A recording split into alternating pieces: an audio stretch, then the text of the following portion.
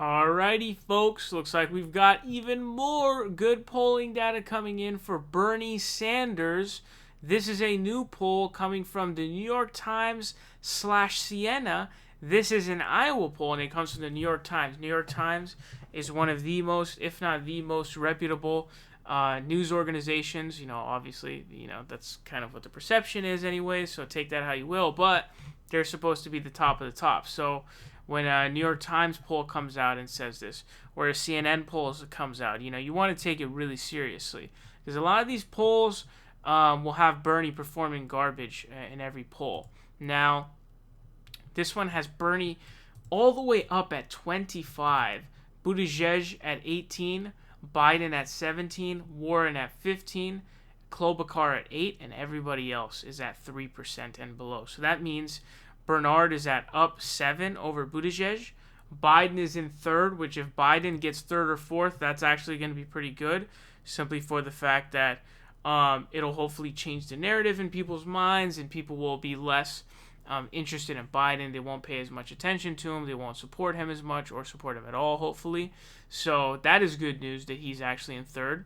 Another thing I have to tell you is Warren needs to drop out. She needs to drop out at this point because she's under 15 points nationally, all right? And she's totally taking a nosedive. She's completely done. After that whole Bernie Sanders debacle, she totally dipped. Now, she's at 15 in Iowa. Now, the way that Iowa works, it's like, I guess, if you don't have 15% at each caucus, you don't get any of the votes. So I guess it's not even like a 15% overall threshold. Iowa, the caucuses are really weird. Like if there's a tie in a caucus, they literally pull out a quarter and do a coin flip to decide who wins, which is insanity. We're determining our elections by literal coin flips. I'm not kidding. So she's at 15%. She's similar in New Hampshire, I believe. So you're talking about being very, very scary close to being at that marker of not getting anything. So she should go out, endorse Bernie Sanders. I know she's not going to do this, but I've already made my sort of comment about that, and I believe that she should definitely drop out and endorse Bernie at this point for the reasons that I just mentioned. Now, what I also have to tell you is this is 538. Now, 538, I'm sure you guys know, is Nate Silver's website, and it actually gives ratings of pollsters.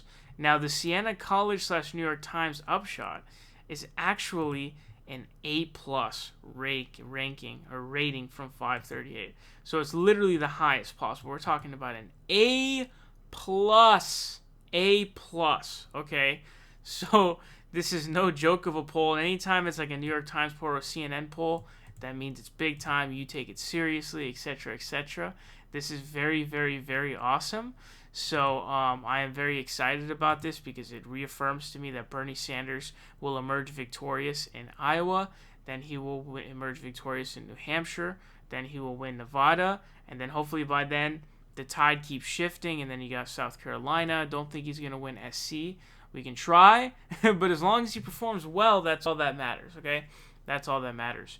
And then if he does well in SC, and then goes on Super Tuesday, wins Cali, wins a bunch of states, Colorado, hopefully will go for Bernie. Hopefully narrative starts to change, and so this is a really good sign. But again, as I have to tell you in all these polling videos that I do, this is not the time to let up. Now is the time to floor the gas pedal, okay? Donate to the campaign, phone bank, convince your friends and family to vote for Bernie, all that good stuff. Volunteer, all of that stuff, all right? This is the time to really go full throttle because this is our last chance to nominate a real progressive. But really good news coming out of this New York Times poll.